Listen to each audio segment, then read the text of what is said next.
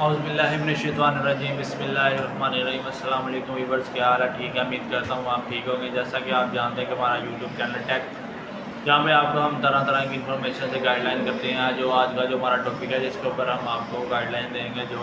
جس کے ہم آپ کے ساتھ ڈسکس بھی کریں گے اور آپ کو بتائیں گے بھی کہ یہ چیز کیا ہے اور اس کے ساتھ کون کون سی مشکلات جو سی وہ جڑی ہوئی ہیں اور کون کون سے اس کے ساتھ جو ہے وہ مشکلات پیش آئی ہیں اور اس سے محافظ خانے میں کون کون سی ٹھیک ہے۔ آج کا جو ہمارا ٹاپک ہے وہ ہے how to send women in safe home land, جس کا اردو میں مطلب دیکھیں کہ محافظ خانے میں جو سا انسان ہے، انسان کو محافظ خانے میں کیسے پہنچایا جاتا ہے، اس کا کرائٹیریا کیا ہے، اس کا قانونی کارروائی اس کی کیا ہے اور قانونی لحاظ سے اس کا کیا عمل دخل ہے۔ ٹھیک ہو گیا، امید کرتا ہوں آپ کو یہ ویڈیو پسند آئے گی۔ بسم اللہ الرحمن الرحیم، السلام علیکم۔ سب سے پہلے تو جو عورت یا شخص ہوگا، اور زیادہ تر جو عورت کے لیے محافظ خانہ بنایا جاتا ہے کہ عورت کو جب اس کا شخص جو تھا وہ طلاق دے دیتا ہے اور وہ اپنے گھر واپس آتی ہے، اس سے لڑ کے جھگڑ کر، تو گھر والے بھی اس کو کہتے ہیں کہ گھر والے اگر غریب ہوں یا کوئی ایسا کوئی ان کا کوئی ریلیشن ہو کہ وہ اس کو نہیں رکھنا چاہتے، تو وہ آپ نے وکیل ایک ہائر کرتی ہے اور وکیل صاحب کو کہتی ہے کہ آپ مجھے محافظ خانے میں داخل کرا دیں، میں محافظ خانے میں رہنا چاہتی ہوں، وہ میرا یہاں پہ رہنا سیفٹی نہیں ہے، وہ میرا شخص جو تھا میرا خاوند ہے وہ مجھے مار دے گا، یا میرے گھر والے بھی مجھے رکھنا نہیں چاہتے تو مجھے محافظ خانے بھیج دیں۔ ٹھیک ہو گیا، تو اس کے لیے کئی اور بھی چیزیں ہیں جس کے لیے محافظ خانے میں داخل کیا جاتا ہے، سب سے امپورٹنٹ تو یہی تھی۔ ٹھیک ہو گیا، تو اس کے لیے ایک جو سا کونسل ہے، جو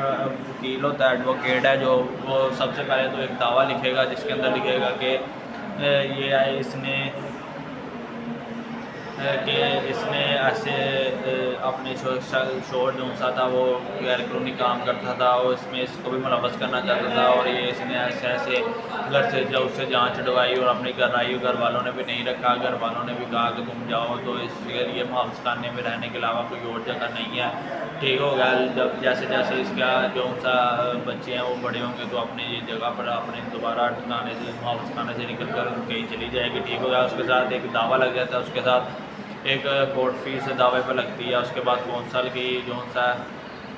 وکالت نامہ یہ لگ کے ایک فائل پوری تیار ہوتی ہے، فائل تیار ہو کے ہم عدالت کے اندر پیش کرتے ہیں کہ یہ عدالت ہے، یہ ہمارا جو سا نا وہ واقعہ تھا اور یہ ہم کرنا چاہ رہے ہیں۔ ٹھیک ہو گیا، وہ یہ سارا کچھ ہو کے تو جو سا جج ہوتا ہے وہ جج اس کو دیکھتا ہے اور اس کے ساری انفارمیشن کو دیکھتا ہے اور اس کو کہتا ہے کہ آپ کو اجازت ہے، وہ اپنی سائن اور اپنی جو سی اسٹیمپ جو سی اس کے اوپر لگا دیتا ہے، اور جس کی وجہ سے وہ دیکھتا ہے کہ یہ اس محافظ خانے میں رہنا کہ بند ہے بھی ہے کہ نہیں، وہ اس کو اپنی اسٹیمپ لگا کے اس کے اوپر سائن کر دیتا ہے کہ آپ اس کو محافظ خانے بھیج سکتے ہیں۔